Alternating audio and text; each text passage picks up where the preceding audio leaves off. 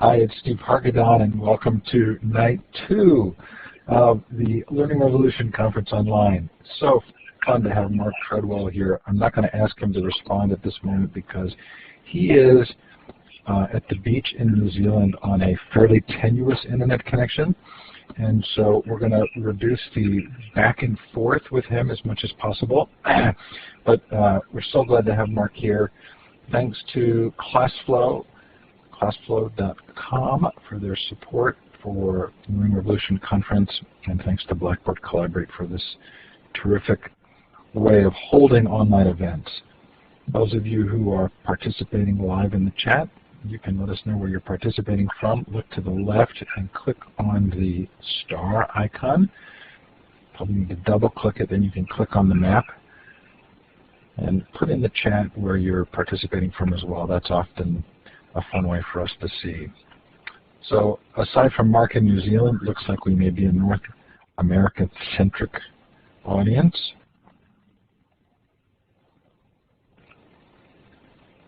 And while I move forward here, I'm going to let you keep putting those notes in the chat, but turn the time over to you, Mark. And Mark, we will communicate with you by chat. Thanks so much for being here.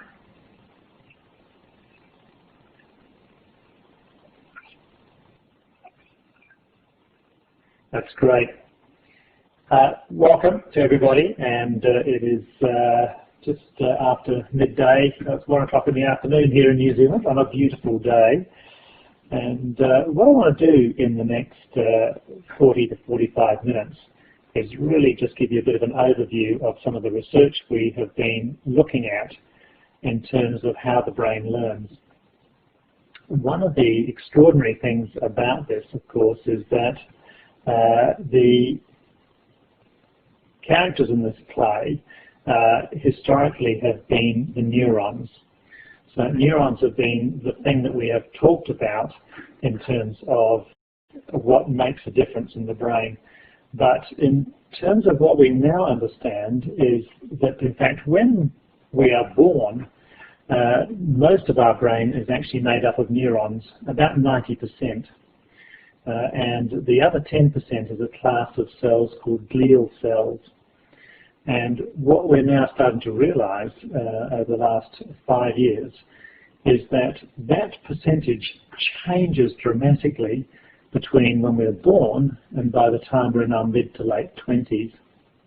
So by the time we're in our mid to late 20s, the percentage of neurons has dropped from 90% to about 7%.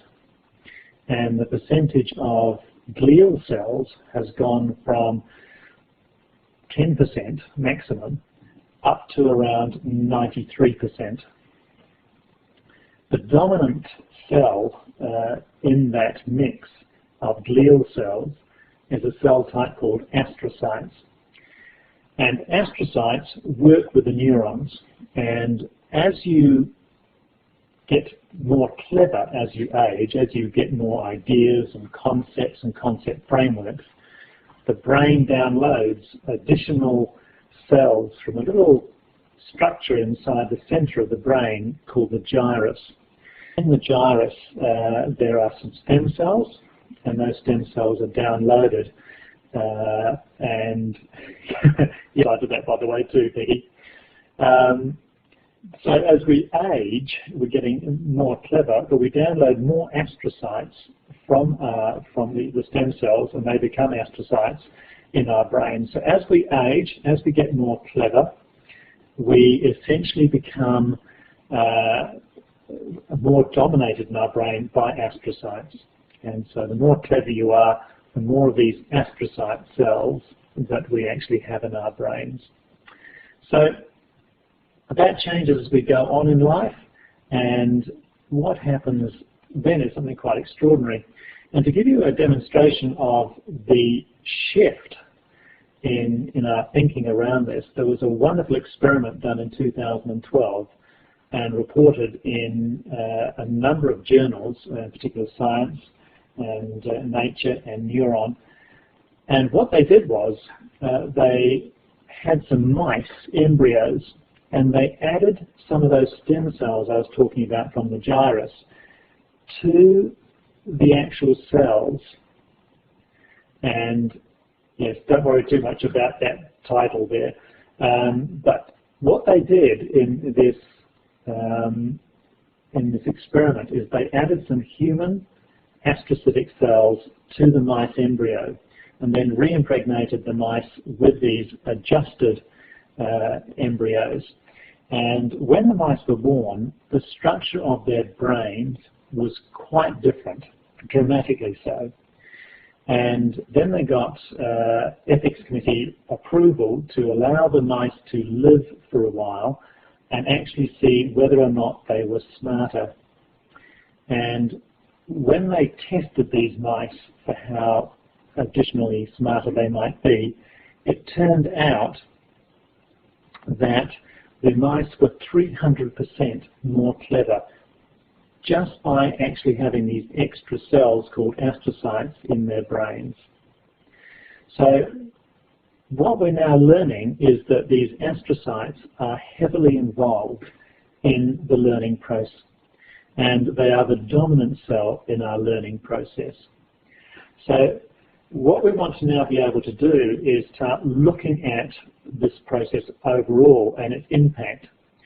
So about 4 years ago we completed a literature review of the state of play around this, and we made some predictions around how this might play out. And one of the ways that this might play out is that rather than having a single learning system, human beings more than likely have 4 learning systems. And human beings are the only species with all 4 learning systems. Most other species only have the first one and partly the second one. So I'll go through those briefly as to what those systems are.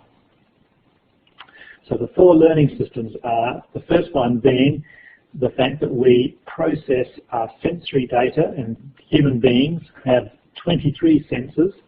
So not only do we have our touch, taste, feel, see senses, our 5 notable senses, but we also have senses such as a sense of balance, and we also have a range of homeostatic senses that also allow us to know what our body is doing as well as our external world is doing.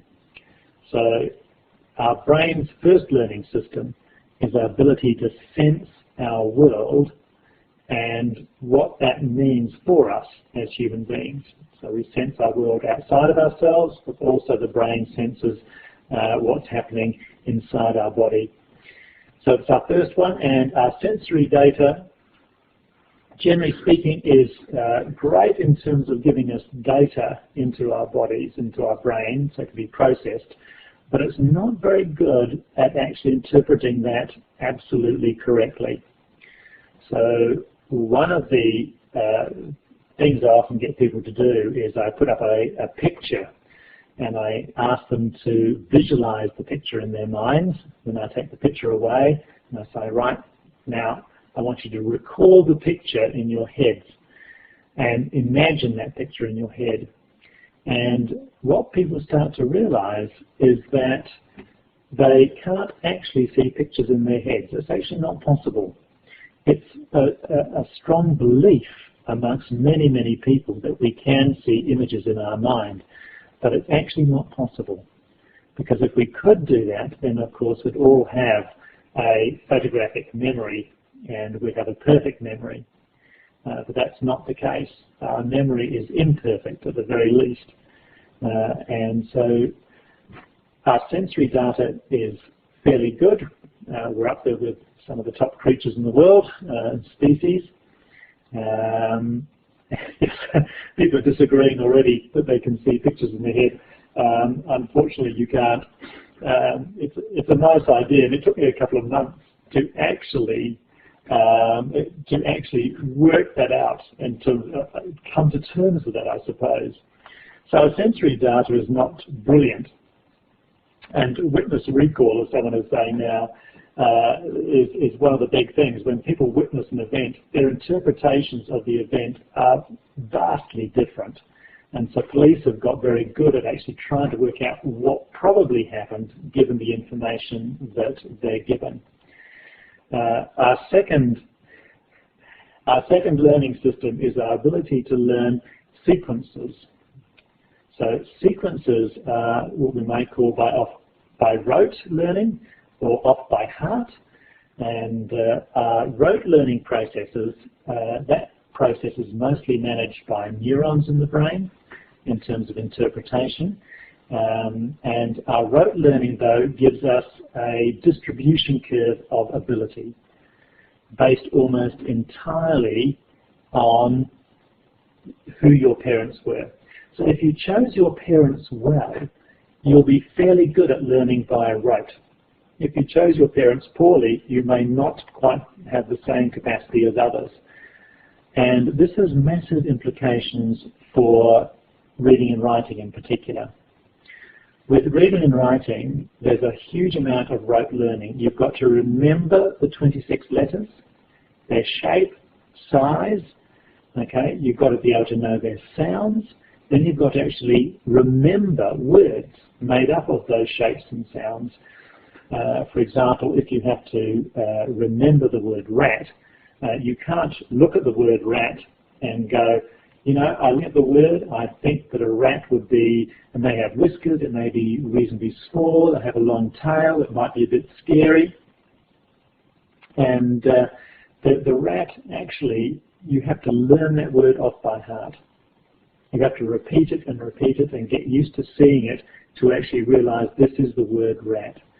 You can get some understanding of the sound that word makes, but the connection to the actual animal is something we have to learn via rote. Our third learning system is equitable for everybody.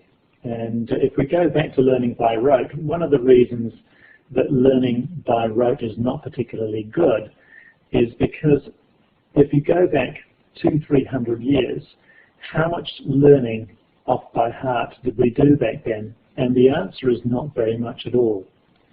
Really, learning via rote only became common for most people with the advent of compulsory schooling. And with compulsory schooling, we saw the first shift from learning via rote, learning orally, and most of our learning was oral learning 200 years ago plus.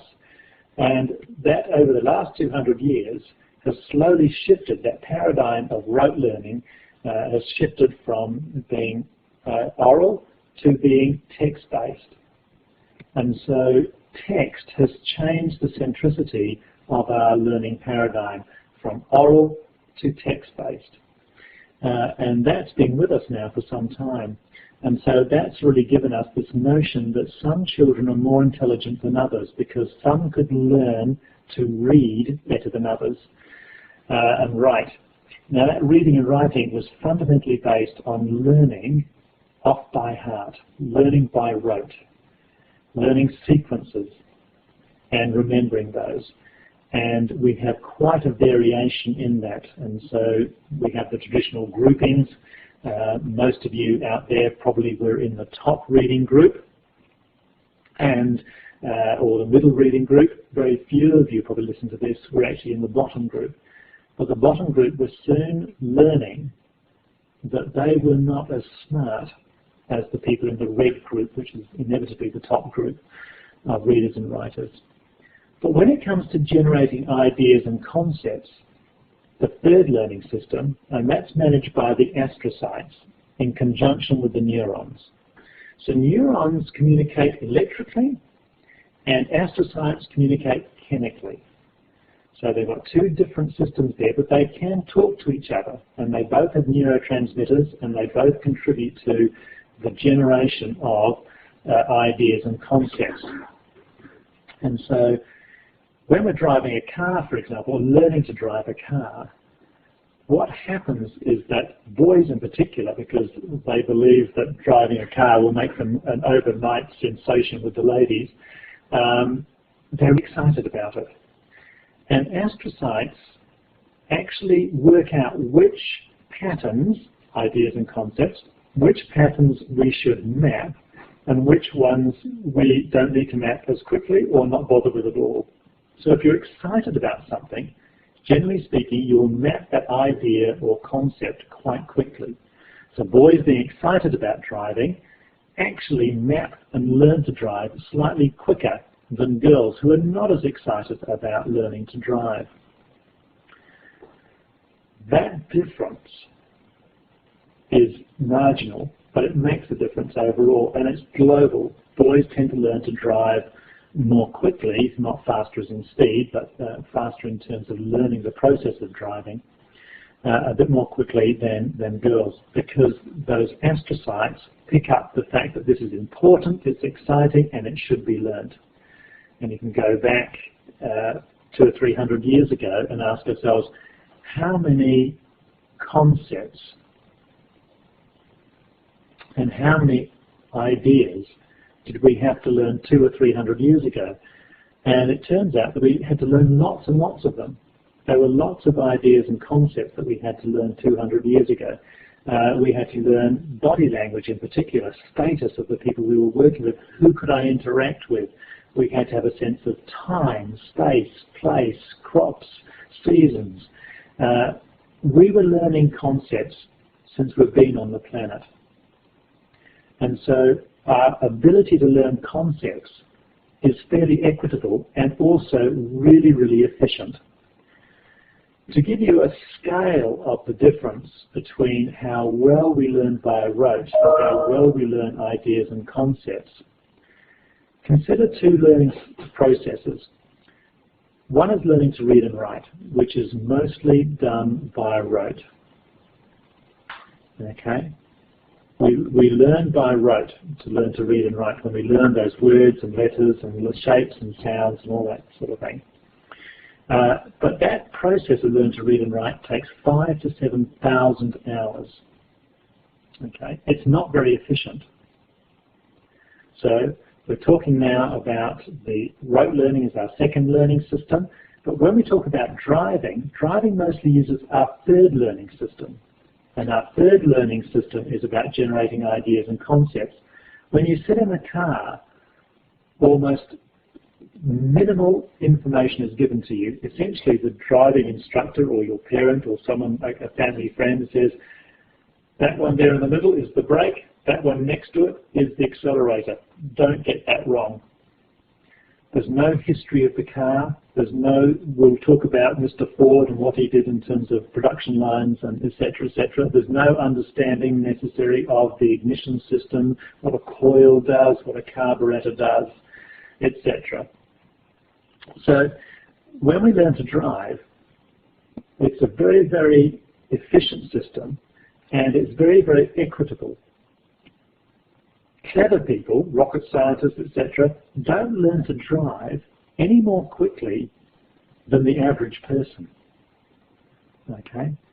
So what we're looking at here is a very, very efficient learning system, learning concepts, because when you learn to drive, the first concept you work with is steering, and then after a few minutes you fully get steering. You can actually learn to steer the car very quickly. Then the next thing you learn to do is braking. The braking process is actually calculus, because what you've got to do when you're braking to stop at that white line just before the traffic light is you've got to slow down steadily to come to a stop. In other words, you've got to actually look at the rate of change of your speed for the distance you have to slow down over. Okay, so the process of braking is very, very complex, but after about 5 minutes of practicing slowing down at different speeds, the astrocytes map that pattern and automate it. The astrocytes essentially say to the neurons, look, stop thinking about this. Stop thinking about this and let us take over this process for you. So what the astrocytes allow us to do is it allows a conscious process, which steering is when you first try it, and braking is when you first try it. But then once you automated that process, you don't have to think about it anymore. Okay? So what happens is that over time, you automate most of your life. And this automaticity is the responsibility in the process carried out by these astrocytes in mapping patterns that represent ideas and concepts. So the process for learning needs to actually work with things we're good at and actually reduce the things we're not so good at. So generating ideas and concepts we're fantastic at. Learning via rote, we've got that distribution curve. That distribution curve is condensed significantly if we work on ideas and concepts. Our fourth learning system is creativity. And creativity happens through a number of possible processes, and this is an area that still isn't clear yet in terms of the research. But we're pretty sure now that it's managed by brain waves. Brain waves largely are produced by neurons. Astrocytes have chemical processes, but they can't generate brain waves. So what the astrocytes do is they trigger the neurons to generate brain waves to try and link knowledge that we've created, sensory data that we've stored, ideas that we've come up with, concepts we've come up with, and concept frameworks we might have come up with. So creativity is about mixing all those things up together to come up with new knowledge, ideas, concepts, and concept frameworks. So creativity, our fourth learning system, once again, is the same for everybody. And so everybody has about the same level of creativity. There's not much difference. So for three of our learning processes, we're all about equitable. We're about the same capacity. One of those, learning via rote, is very much around what we inherited from our parents. So what we need to be aware of in teaching and learning is how do we actually then overcome that? How do we limit the learning via rote? And can we limit that to make learning more fair and equitable? One way we can do that is by rethinking. Let's get the right slide here. Oh, my slides are gone. I've lost one of my slides for some reason. One of the processes we've been working around is that if we could actually get a prompt. So if we're not seeing the slide, I'm not seeing the slide either, it's disappeared for some reason. I'm not quite sure why. The competencies are there, some of them are there, some aren't. Oh, okay, that one's there, that's good. Let's go back to this one here. That's not there, okay. Right here. The processes that underpin this in terms of learning means that if we could actually minimize the rote aspect and then introducing the knowledge just in time rather than just in case, we have a better chance of all students learning at about the same rate. If we look at how we learn in the natural sense, I had a young boy, the other day I was down at the cafe down at the beach here, and a little 2-year-old was playing around and he spotted a bumblebee, and he was totally fascinated by the bumblebee crawling across the car park there.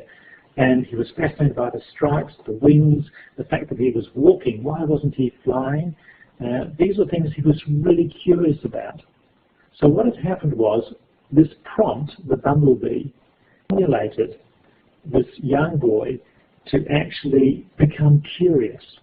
But what had stimulated the curiosity was he was excited. Okay, and if you, I'm just trying to do this thing at the same time. If we can actually work with the natural way of learning, which is actually curiosity, spurring this thing to actually want to ask questions from curiosity. So we have a prompt that happens, we then feel an emotion because of the prompt. So you look to the bee, and that's really exciting. Good to see, look at this little bee, you know. That emotion forms, That generates curiosity, and the curiosity is what drives questions. And those processes all happen in a very short space of time. So that can be just over seconds. Suddenly we've gone from the prompt to the emotion to the curiosity to asking questions. So what is that? Why is that? How does that happen? So we're often trying to ask those questions. And the better the questions we can ask them, the better the result we're going to get.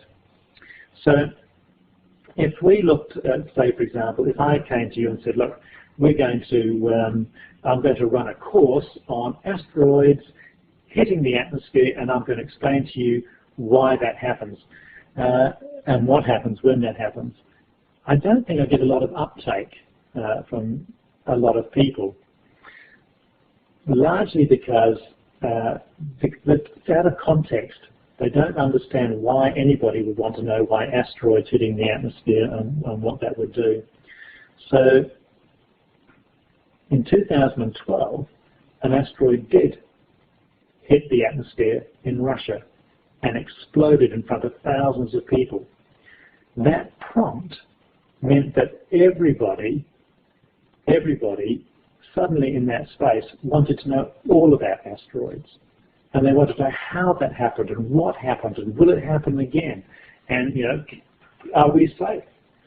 Lots and lots of questions. They wanted to learn, and the Russian newspapers in the area ran double-page spreads all about asteroids, what they're made of, where they come from, what they do when they hit the atmosphere, why they blow up, where the bits were, what they were made of, etc. So the whole idea here is to leverage these prompts. And so if we look at that process, if we go down a couple of slides here, not too many. Have I got them here? No, it's not here. So different prompts we can use. For example, we can use newspaper clippings, quotes, YouTube clips, objects, art, pictures. Prompts stimulate us to go, that's amazing. How does that happen? How does that work? Why does that happen? And the dramatic uptake now with YouTube is such that YouTube is fantastic and that people are constantly going, that is amazing. If you go and have a look at cello playing, playing the cello can be considered to be quite a sedate activity. But if you go onto YouTube and look at the clip, two cellos, to the number cellos, there are two guys there who have completely reinvented cello playing. And they're just superb. They've done a fantastic job of just rethinking the whole process, and it's so dynamic and so entertaining. Okay, so prompts stimulate us to become engaged. They stimulate us to feel emotions, and those emotions end up forming a curiosity, and the curiosity then ends up generating questions, and that's the start of the learning process. And if we go down and have a look at this learning process, in slide 9 here, what we see are two things. First of all, you'll see the prompt there, forming emotion, and that allows us to get to stage 1 of the learning process, and that allows us to build knowledge from our questions. Now, what we've done with the learning process is we've introduced 3 levels. So this is the foundation level where we might start at this point.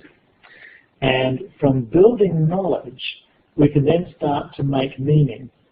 So, for example, if I look out the window as a child and I see leaves falling off the tree, I look and think, my goodness, look, that tree is losing its leaves. An idea is a relationship between variables. One of the variables, or the things that are changing, or the processes that are taking place, one of the variables is the leaves are falling off the tree, and the other variable is the time of year. So there's a relationship between trees losing their leaves this time of year, but that only applies to that one tree I'm watching. So I've got an idea for that tree out there, but next year it'll probably do the same thing at the same time. If I then go on and start looking at other contexts, other trees, I'll start to realize that some trees lose their leaves and some don't. That we have evergreen and deciduous trees. And gradually, if I then start working around that and looking at what makes trees lose their leaves in terms of conserving energy and water and a whole range of different things and stopping them freezing and falling off, what I can start to do is I'm starting to build a concept of trees losing their leaves. And I can recognize which trees by their characteristics will lose their leaves and which trees won't lose their leaves. So I'm now building, I've moved away from building knowledge and now making meaning. First of all by building an understanding of ideas and then starting to look at the concepts. So in our stage 1 process here, building knowledge, making meaning. The third stage then is applying that understanding. And what I've got to do then is saying, well, what can I apply that to? What can I actually use that for? And so they might decide that, well, you know, for a homeowner, for example, we might decide that I want some deciduous trees that will shade me in the summer, but will lose their leaves and let the sun in during the winter. And so I can apply that understanding. So our first learning cycle here is starting with the prompt, emotion driving our curiosity, curiosity having us ask questions, that builds our knowledge, we're making some meaning, and then we have to go back and build more knowledge, and backwards and forwards between knowledge building and making meaning, several times, 3, 4, 5, 6, 7, 10 times maybe, and then we can then move to, once we've got the concept, then we can start applying the concept. So if you have knowledge about one tree, that doesn't actually help you predict other trees. You've got to make meaning out of that. You've got to build ideas and concepts before you can make predictions. So you see that the prediction zone opens up and becomes more powerful the more deeply we understand the application of that knowledge to the context that we're looking at, and then applying that understanding. In the middle there you'll see the competencies. Now the competencies here are critical, because if we're going to start looking at learning from this perspective, we have to start giving students their agency over their learning. So the students themselves can become learners. And we're starting to transfer a concept here of teachers and students into educators and learners. And the learners then are actually motivated by their curiosity to learn. Teachers, educators now, use prompts to make sure that the learner is able to work with the context they need to understand according to curricula, etc., but want to do that because they're engaged and they're prompted to do that. The prompt has stirred their curiosity by those emotions, ask questions and build knowledge and make meaning and then apply that understanding. The competencies allow the learner to have agency over their learning. So we've done inquiry learning, and I'm not sure people are familiar with the word inquiry, but inquiry learning is a process whereby students have greater agency or responsibility for their learning. That only works if the students are competent, if they can think and question, if they have a language around learning, if they can actually manage themselves, if they can collaborate, if they can connect and reflect. So these 6 competencies are absolutely critical, and one of the reasons why inquiry learning wasn't very successful in the 80s and 90s was because we never actually gave the students the capacity to become learners. We never taught them explicitly the competencies. And what we've seen in the schools we've been trialling this in, here in New Zealand and Australia, and I've got 2 groups of schools in Norway and China coming on board now as well, and Dubai. What we're seeing in these schools is as we teach kids the capacity to become learners by giving them the competency, they can take increasing agency over their learning. So that is at level 1. We can then see what that looks like at level 2, stage 2 of learning. And what we've differentiated here is we're saying making meaning, we're now splitting that between ideas and concepts. Okay? And we're talking about innovation and ingenuity here. So innovation is coming up with a jolly clever idea, and ingenuity is actually then creating the product, the system, or the environment that actually is the product that we want to actually see at the end of the time. So we're turning that into a reality, from an idea and a concept in our head to actually seeing the product, system, or the environment. So this is stage 2. The competencies are still the same. Ideas, in order to become concepts, need to apply to more context, additional contexts. So the more context we apply it to, the better developed our concept is, and the greater our ability is to predict accurately for other contexts. Then we can go to level 3. And at level 3 here, once again, we've then divided meaning into ideas, concepts, and concept frameworks. So concept frameworks, when applied to a need and opportunity, that's when we actually start to see innovation, ingenuity happening. So the learning process starts with a prompt that stimulates an emotion in the mind of the learner. They're curious and they want answers. But to do that, they've first of all got to actually gain some knowledge. That knowledge, when they apply it to a particular context they're experiencing, will generate an idea. Ideas then applied to numerous contexts, and you can see all the arrows going backwards and forwards, all the feedback loops. They're often going back from ideas, back up to knowledge, from concepts back up to ideas again, from concept frameworks back to concepts, back to ideas, back to more knowledge. It's an iterative process and a very, very dynamic process. So in the case of learning in this context, the learning process allows us then to actually pass over the responsibility for the learning to the learner, and the learner takes on greater agency over their learning. Why do we need to do this? We need to do this primarily because in the past, if we go back 20 to 40 years ago, generally speaking, 80% of people got told what to do with their world, their lives, especially their work world, but also their social world. We had to behave in certain ways. Increasingly now, 80% of people are having to actually work with this on a day-to-day basis. In other words, we are being expected to learn on the fly. We're expected to be lifelong learners. We're not expected to be told exactly what to do.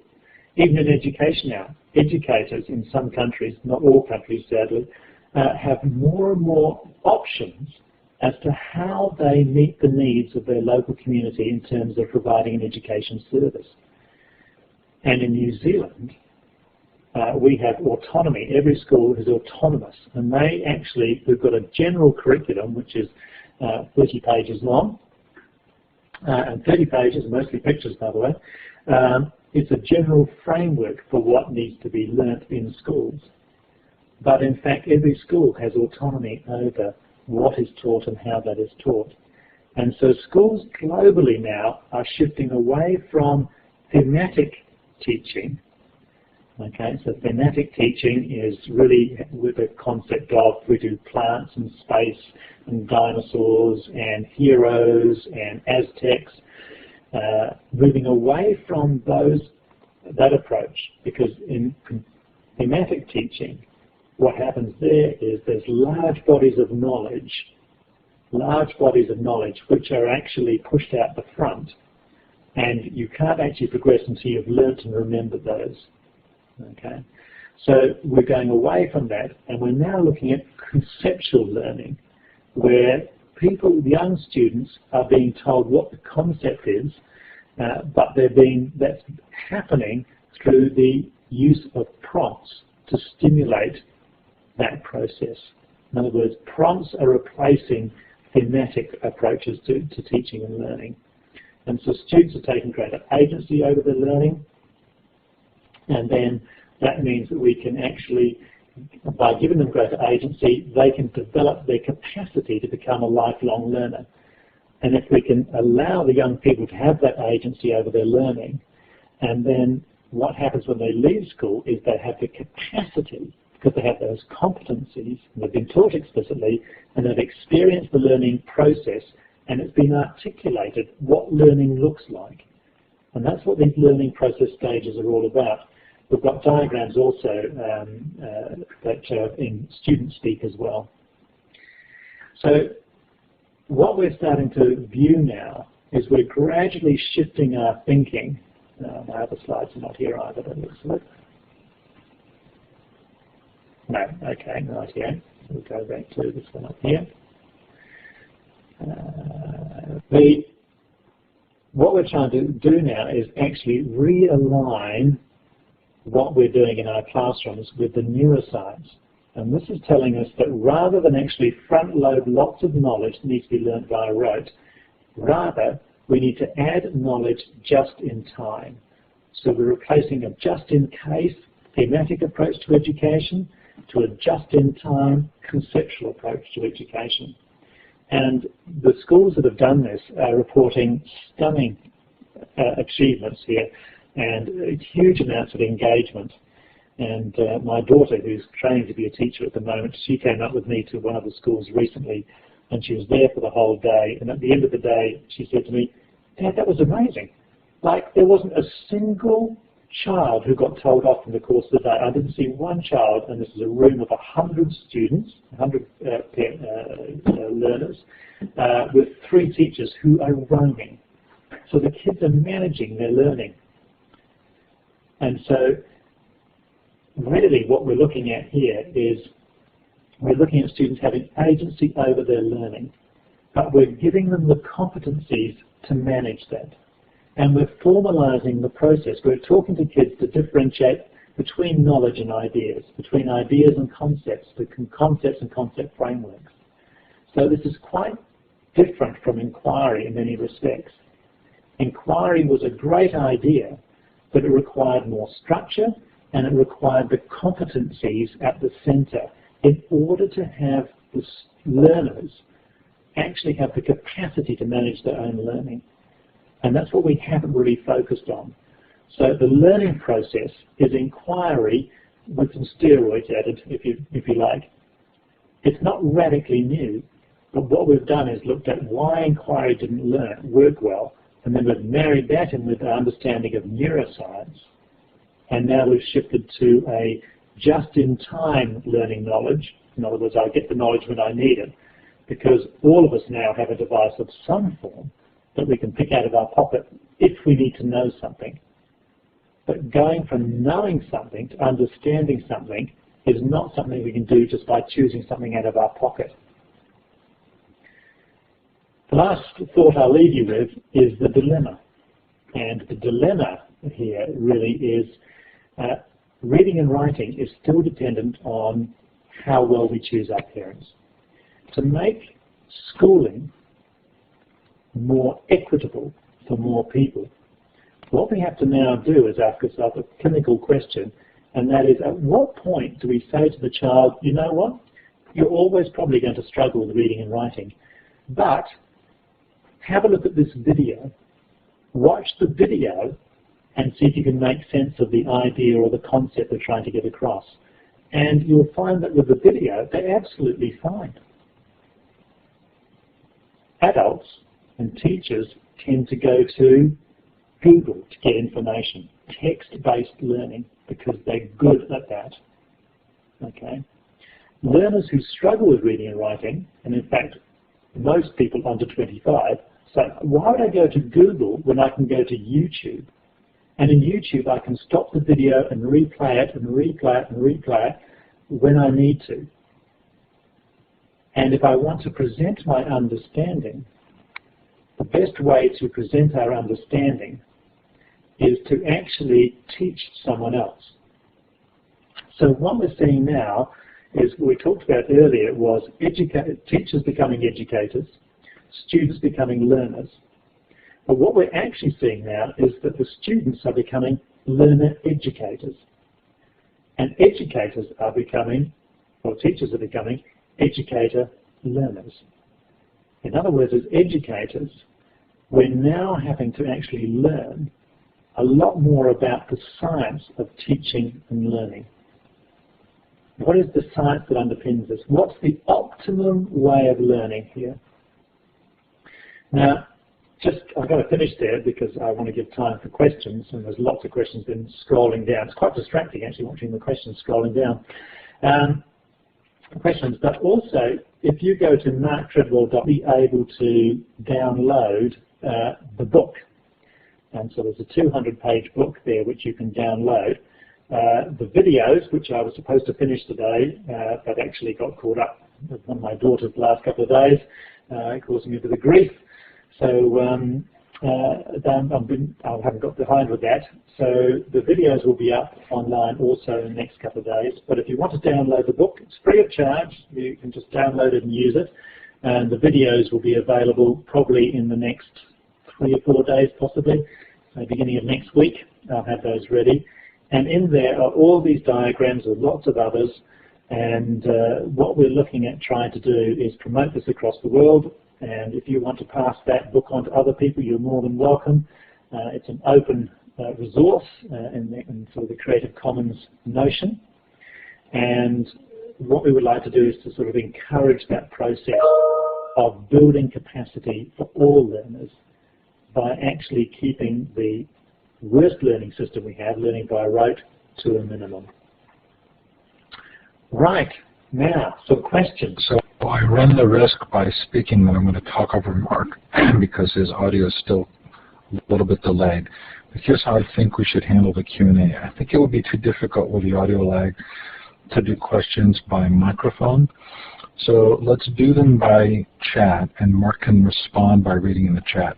So if you have a question that hasn't been answered yet and you'd like to post it, go ahead and put it in the chat, and we'll let Mark respond. And while we're waiting here, Mark, I was a little distracted by some of the technical issues, but you may have addressed this, but and if so, please tell me that you did already. But how do you help develop those competencies?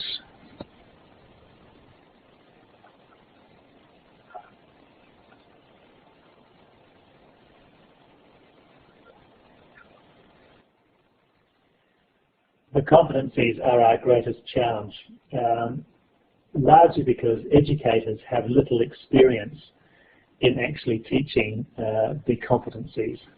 And this has been the most difficult part of the process in the schools that we've now trialled this in.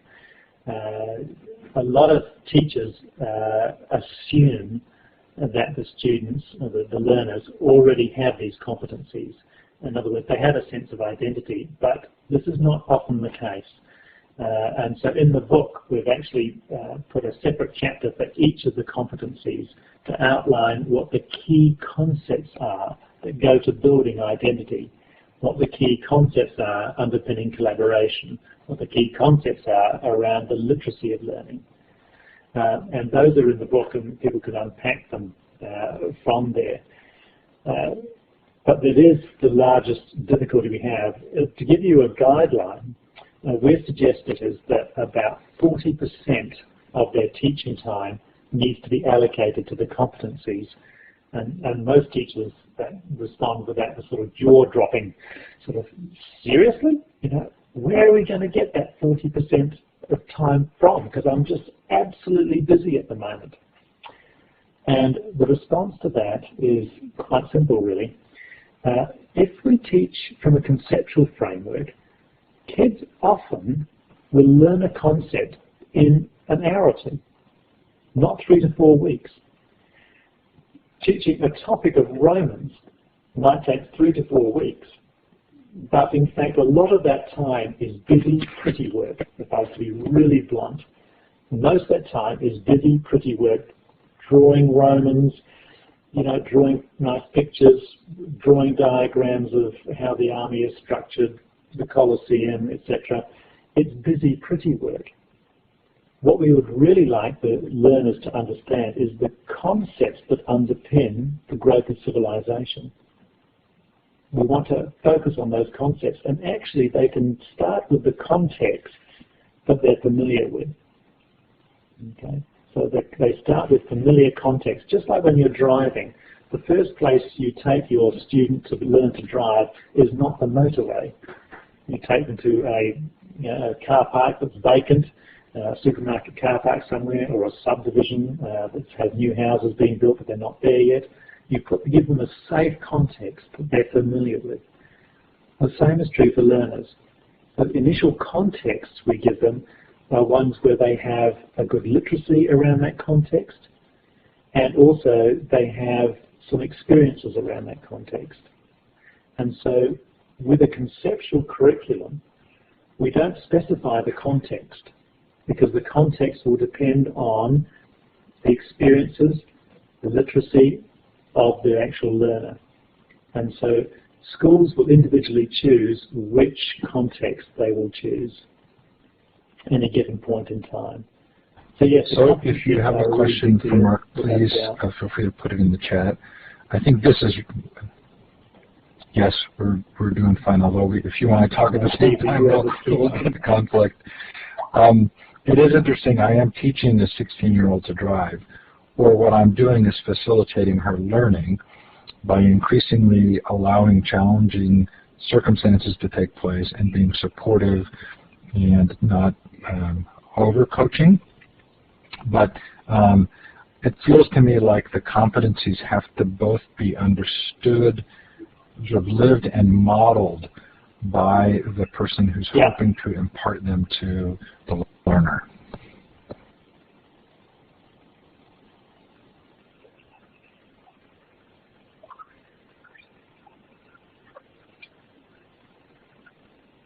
Yeah, modeling is important, Steve, but I would also like to say that in fact it's not the answer. Learners who are quick to recognize those competencies in the activities of their parents and others will recognize them as competencies, but other learners won't. And so the very people who we need to sort of impart those competencies to probably more than others are the ones that don't pick that up on the fly by watching us. They don't spot that nuance. It's quite difficult.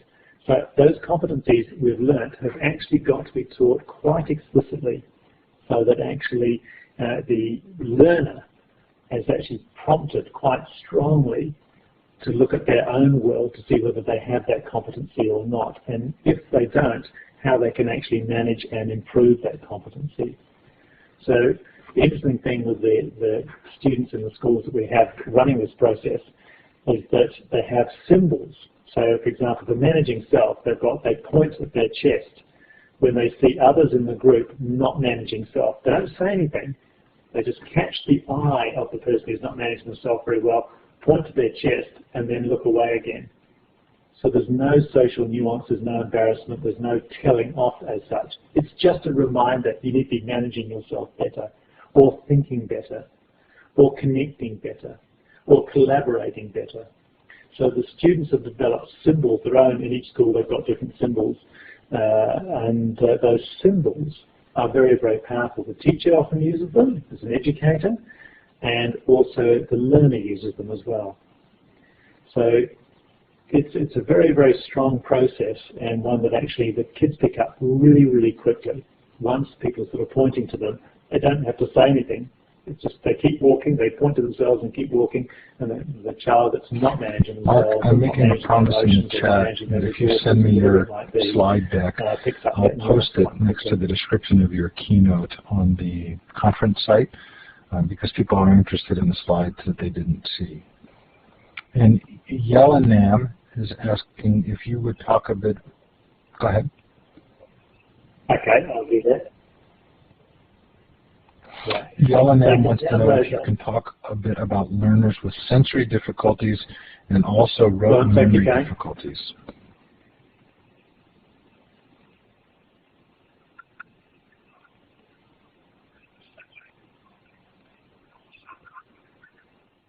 Okay. I'll start with the rote learning because that underpins sensory as well. The two processes, sensory learning, the sensory learning system and the rote learning system, are both genetically orientated, the rote learning process more so. There are some sensory differences between learners, and the way in which we get around this is once again not requiring kids to actually love rote learn content. Kids will learn stuff if it's relevant to them in the context that they have in front of them. So students who, if I go back to the small boy with a little bee in the car park the other day, he wanted to know everything about a bee at that point. And he will remember a lot of it because he's excited. And that excitation is the release of hormones in the brain, and this tells the astrocytes, map these patterns, remember these things. Okay.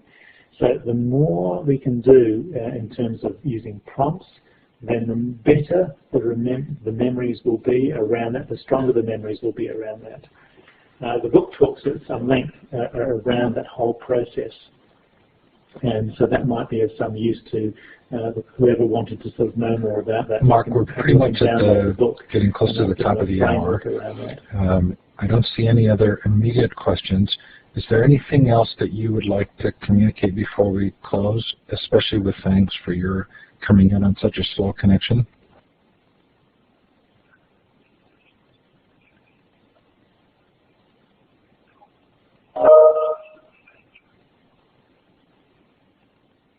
Look, thank you very much for putting up with my slow connection at this end of the world.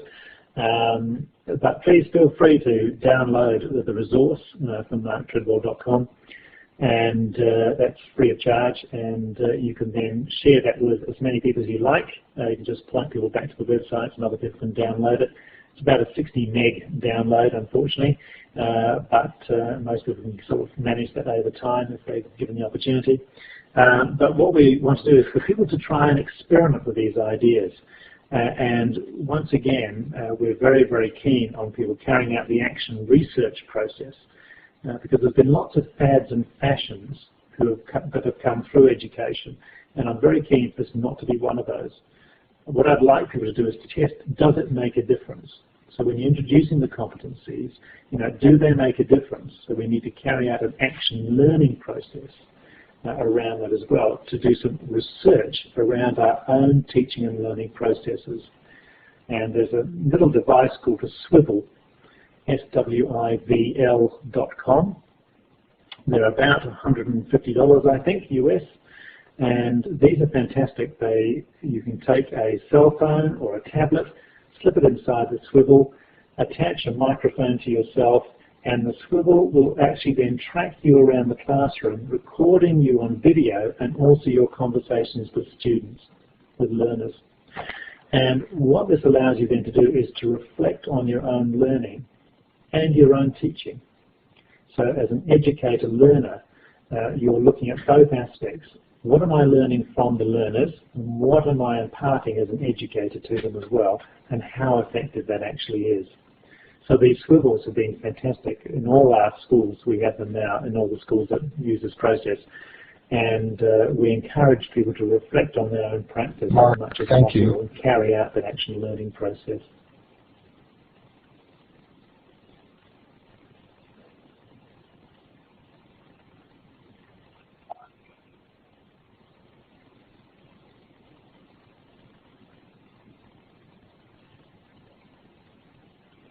That is fine. It's been very enjoyable. I hope the audio wasn't too bad.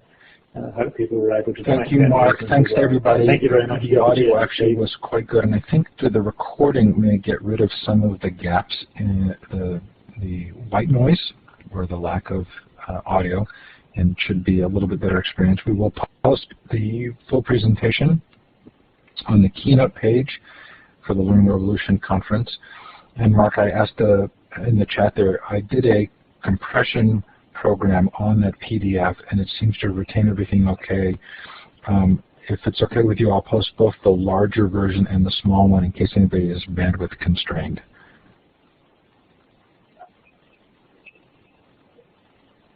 Thanks, Mark. Thanks, everybody. What a really fun way to finish this evening.